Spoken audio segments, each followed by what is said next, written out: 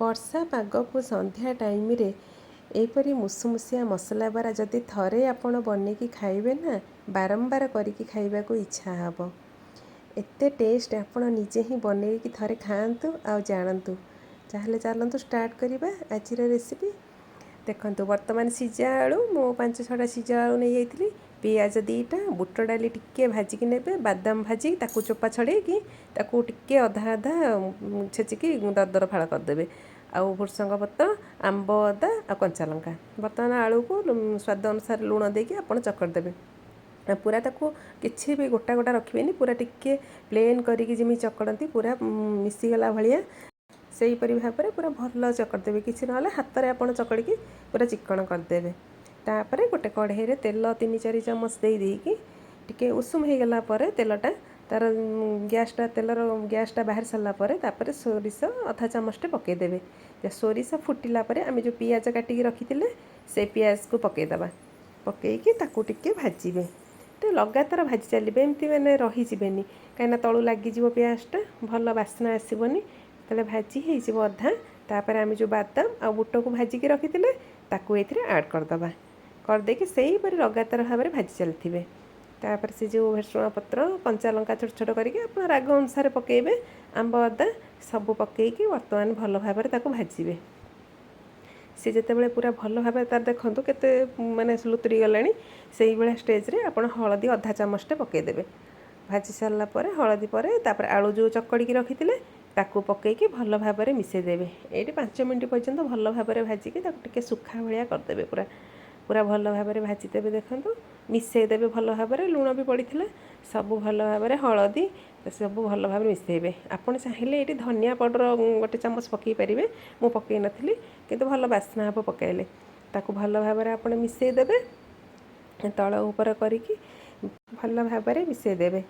ତାହେଲେ ଦେଖିବା, ଚାଲନ୍ତୁ ନେକ୍ସଟ ଷ୍ଟେପ୍କୁ। ବର୍ତ୍ତମାନ ଯେଉଁ ପିଠଉ ବାଟିକି ରଖିଥିଲି ସେଇ ପିଠଉରେ ଆପଣ ଲୁଣ ଟିକେ ପକାଇଦେବେ। ଏଥିରେ ବିରି କମ୍ ଦେବେ, ଚାଉଳ ଟିକେ ଅଧିକ ଦେବେ। ମାନେ 2 କପ୍ ଚାଉଳରେ ବିରି 1 କପ୍, ଏଥିରେ ବିରି ଭାଗ ଟିକେ କମ୍ ରହିବ। ତାପରେ ଆପଣ ଏଥିରେ ପାଣି ହାତ ହେଇକି କରିବେ। ପ୍ରଥମେ ଗୋଲ ଗୋଲ କରିଦେବେ, ନହେଲେ ଗୋଟେ ଗୋଟେ କରିବେ। ଆପଣ ସାଇଜ୍ ଅନୁସାରେ ଗୁଳା କରିବେ। ଛୋଟ ସାଇଜ୍ କରିବାକୁ ଚାହୁଁଛନ୍ତି କି ବଡ଼ କରିବାକୁ ଚାହୁଁଛନ୍ତି, ପିଲାମାନଙ୍କୁ ଛୋଟ ଛୋଟ ପସନ୍ଦ ନା, ଆପଣ ଛୋଟ ଛୋଟ କରିପାରିବେ, ବଡ଼ମାନଙ୍କ ପାଇଁ ବଡ଼ କରିପାରିବେ। ଆପଣଙ୍କର ଯେମିତି ପସନ୍ଦ ସେମିତି ହିଁ ସାଇଜ୍ ନେବେ, ନେଇକି ପାଣି ହାତ ହେଇକି କରିବେ। ଆଗେ ହାତରେ ଟିକେ ପାଣି ମାରିଦେବେ।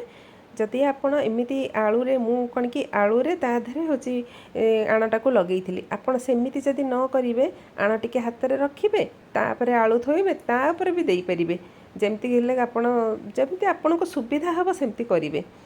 ଦେଖନ୍ତୁ, ମୁଁ ଏହିପରି ଭାବରେ ଆଗେ ଗୋଲ କରିଦେଇଥିଲି, ତାପରେ ସେ ଆଣକୁ ଟିକେ ଟିକେ ଏହିପରି ଭାବରେ ମାରିଦେଇଥିଲି। ଏମିତି ସାଇଡ଼୍ରେ ଏପଟେ ପାଣି ହାତ ହେଇକି ଟିକେ ଆପଣ କରୁଥିବେ, କଲେ କ'ଣ କି ଆଉ ପିଠଉଟା କିଛି ହେବନି, ସେ ଭଲ ଭାବରେ ଲାଗିଯିବ ଚାରିକଡ଼ ସାଇଡ଼୍ ଗୁଡ଼ା ବି ଆପଣ ମାରିଦେବେ।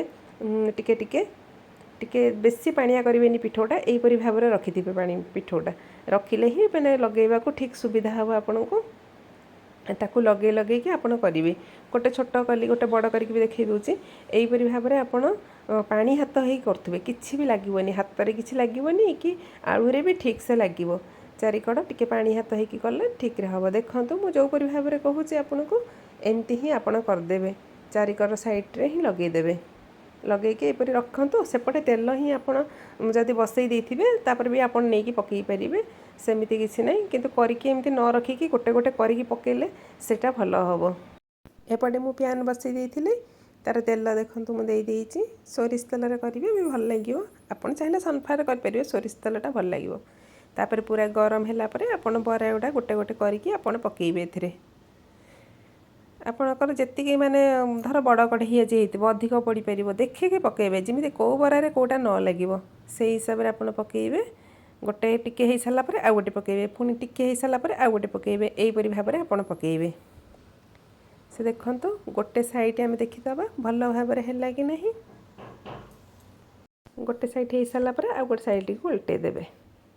ଏହିପରି ଭାବରେ ଆପଣ ଦେଖିକି ତାକୁ ଆପଣ ଦେଖିଲେ ଆପଣ ଜାଣିପାରିବେ ଗୋଟେ ସାଇଡ଼୍ ହେଇଗଲା। ତାପରେ ତାକୁ ଓଲଟେଇ କରିବେ, ବେଶୀ ତାତେଇ ଦେବେନି। ତାପରେ ଯଦି ଆପଣଙ୍କର ଏମିତି ଜାଗା ଥିବ ନା, ଆଉ ଗୋଟେ ବି ଆପଣ ପକାଇ ପାରିବେ। ପକାଇକି ତାକୁ ସେହିପରି ଭାବରେ ଗୋଟେ ହେଇସାରିଲା ପରେ ଆଉ ଗୋଟେ ଓଲଟେଇବେ। ଭଲ ଭାବରେ ଦେଖନ୍ତୁ ବର୍ତ୍ତମାନ ହେଇଯାଇଛି। ତାକୁ ପୁରା ଭଲ ଭାବରେ ତେଲ ମାନେ ଛଡ଼େଇକି ତାକୁ ଆପଣ ବାହାର କରିବେ। ଦେଖନ୍ତୁ ବର୍ତ୍ତମାନ ଥଣ୍ଡା ହେଲା ପରେ ମୁଁ ଆପଣଙ୍କୁ ଦେଖାଉଛି କେତେ ସୁନ୍ଦର ହେଇଛି, କେତେ ସୁନ୍ଦର ଦିଶୁଛି। ଆପଣଙ୍କୁ ଯଦି ମୋ ରେସିପି ଭଲ ଲାଗୁଥିବ ଲାଇକ୍ ସେୟାର କରିବେ। ଯଦି ଚ୍ୟାନେଲରେ ନୂଆ କରିଥିବେ ପ୍ଲିଜ୍ ସବସ୍କ୍ରାଇବ୍ କରିଦେବେ। ପୁଣି ଏକ ନୂଆ ରେସିପି ନେଇ ଆପଣମାନଙ୍କ ପାଖକୁ ଆସିବି। ଆଜି ପାଇଁ ରହୁଛି, ନମସ୍କାର।